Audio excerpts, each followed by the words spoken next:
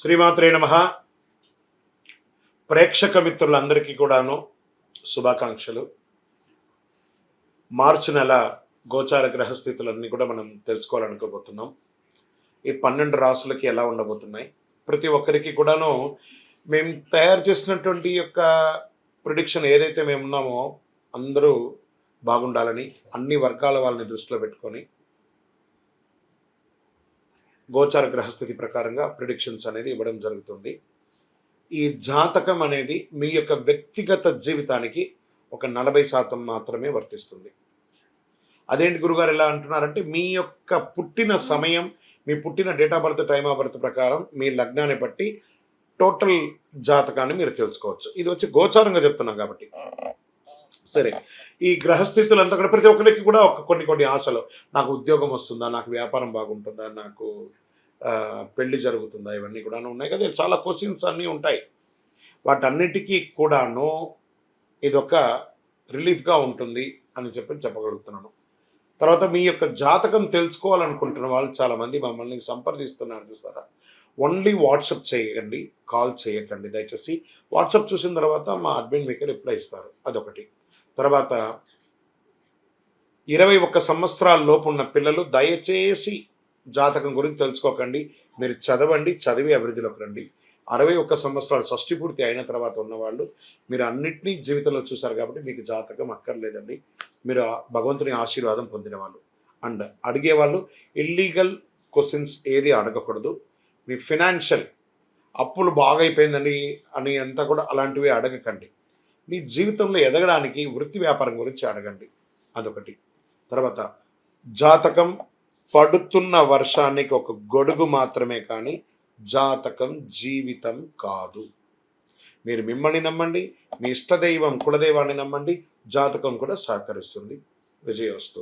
జ్యోతిషాస్త్రరీత్యా 12 రాశుల్లో 10వ రాశి అయినటువంటి మకర రాశి మిత్రులారా, మీరు ఉత్తరాషాఢ నక్షత్రం 2, 3, 4 పాదములు, శ్రవణ నక్షత్రం 1, 2, 3, 4 పాదములు, ధనిష్ఠా నక్షత్రం 1, 2 పాదాలకు జన్మించిన మీరు మకర రాశి వారిగా పరిగణించబడుతున్నారు. మీకు ఈ మార్చి నెల శుభాశుభ ఫలితాలు ఎలా ఉన్నాయంటే అద్భుతంగా చెప్పచ్చు. ఎన్నో రోజులుగా, ఎన్నో ఏళ్లుగా పడుతున్నటువంటి ఈ 7.5 శని ఉంది చూసారా, 7.5, ఆ 7.5 యొక్క అవసాన దశ వచ్చేసింది. మకర రాశి మిత్రులారా, మీకు ఇది నిజంగా అదృష్టమైనటువంటి నెల అని చెప్పచ్చు. అన్నిట్లోనూ మార్చి నెలలో చాలా అనుకూలమైనటువంటి ఫలితాలు.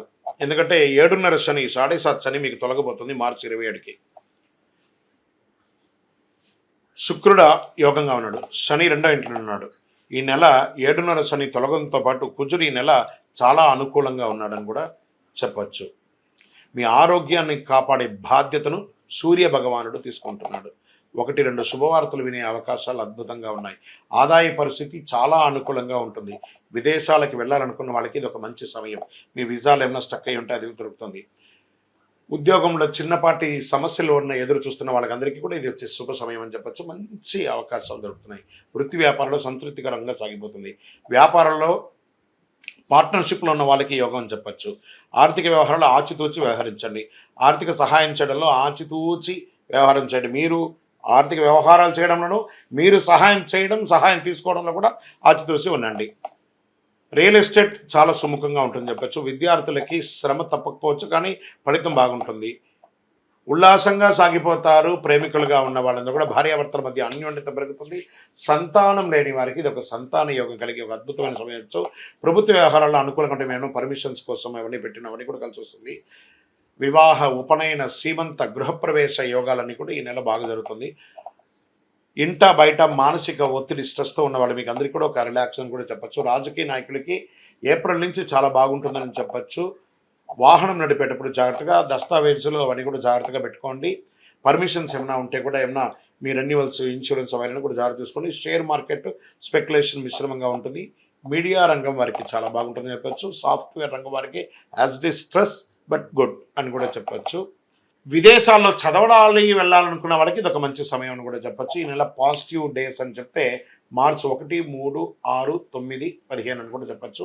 చంద్రాష్టమం 12/3/2025 2:15 ఉదయం నుండి 14/3/2025 12:56 మధ్యాహ్నం వరకు మీకు చంద్రాష్టం ఉంటుంది.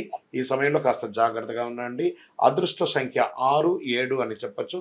పరిహారం శుక్రవారం సప్తసతి పారాయణం చేయండి, అమ్మవారికి చండీ పారాయణం చేయండి, శనివారం ఇంటి ఇలవేల్పని ప్రార్థన చెయ్యండి. అతి శక్తివంతమైనటువంటి కరుంగాళి మాలను ధరించి ఆయురారోగ్య ఐశ్వర్య భోగభాగ్యాలను పొందండి. ఇంకను మీ వయస్సు ఎంత ఉందో ఆ సంఖ్యతో మీ ఇంటి ఇలవేల్పు దగ్గర దీపం వెలిగించి నువ్వుల నూనెతో ఆరోగ్యంగా ఉండండి, ఐశ్వర్యంగా ఉండండి. విజయోస్తు. స్వామి శరణమయ్యప్ప. అందరికీ అయ్యప్ప స్వామి వారి యొక్క విశిష్టతలంతా కూడా మనం గత కొన్ని నెలలుగా చెప్పుకుంటూ వచ్చాం కదా. శబరిమలలో ఈ సంవత్సరం చాలా అద్భుతమైనటువంటి పూజలన్నీ కూడా జరిగింది. ఏ విధమైనటువంటి ఇబ్బంది కలగకుండా జరిగింది. మీ అందరికీ ఇదొక ఆహ్వానంగా పలుకుతున్నాం. తిరుపతికి దర్శనానికి వెళ్ళే ప్రతి ఒక్కళ్ళు కూడాను రైల్వే స్టేషన్ నుండి బస్టాండ్ నుండి 3 కిలోమీటర్ల దూరంలో ఉన్నటువంటి అయ్యప్ప స్వామి వారి 18 అవతారముల దేవాలయం. ఇది ప్రపంచంలోనే మొట్టమొదటి దేవాలయం అండి. అయ్యప్ప స్వామి బ్రహ్మచారిగా శబరిమలలో ఉన్న అయ్యప్ప ఒక అవతారమే, కానీ అంతకు ముందు ఉన్నటువంటి 17 అవతారాలను బ్రహ్మశ్రీ డాక్టర్ చంద్రమౌళి గురుస్వామి గారు రీసెర్చ్ చేసి 2016 నవంబర్ 9 నాడు ప్రతిష్ఠ చేసి సమాజానికి అంకితం ఇచ్చారు. మాల వేసుకున్న ప్రతి భక్తులు లేదా ప్రతి భక్తులు కూడా ప్రపంచంలో చూడవలసినటువంటి ఒక అద్భుతమైనటువంటి క్షేత్రం. 27 దేవాలయాలు ఒకటే ప్రాంగణంలో ఉంటుంది, 18 అవతారాలుగా. రండి, దర్శనం చేసుకోండి. మరియు అతి త్వరలో అశ్విని పర్యంతం రేవతి అభిజిత్ నక్షత్రాలకు 28 నక్షత్రాలకు ప్రపంచంలో ఎక్కడ లేదు, మన దేవాలయంలో ఆ నక్షత్ర దేవాలయాన్ని నిర్మించబోతున్నాం. ఏ నక్షత్రానికి ఆ నక్షత్రం ప్రదక్షిణం చేసుకోవచ్చు. అతి త్వరలో ఆ యొక్క ఫొటోస్తో సహా అవన్నీ కూడా మీకు పెట్టడం జరుగుతుంది. 28 దేవాలయాలుగా దాన్ని కట్టబోతున్నాం. ఆధ్యాత్మిక ప్రపంచంలో ఉన్నటువంటి భగవద్బంధువులందరూ దేవాలయాన్ని దర్శనం చేసుకోండి. ఉదయం 6 నుంచి 11 గంటల వరకు, సాయంత్రం 5 నుంచి 8 గంటల వరకు ఈ యొక్క దర్శనం ఉంటుంది. జీవకోన అనే ఒక ప్రాంతంలో జీవలింగేశ్వర స్వామి సన్నిధానంలో 365 రోజులు శివుని మీద నీళ్లు పడుతున్నటువంటి ప్రాంతం కాబట్టి దాన్ని జీవకోన అంటారు. అందులో ఈ యొక్క దేవాలయం ఉంటుంది. తప్పకుండా రండి, దర్శనం చేసుకోండి, స్వామివారి అనుగ్రహం పొందండి. జీవితంలో పుట్టినందుకు ఒక్కసారైనా శబరిమలకి వెళ్ళాలి అని అంటారు చూసారా. మనకు ఆ స్వామివారి అనుగ్రహం ఉంటేనే ఆ ప్రాంతంలో మనం అడుగు పెట్టగలం. శరణమయ్యప్ప. చంద్రమౌళి వెంకటేశ్వర.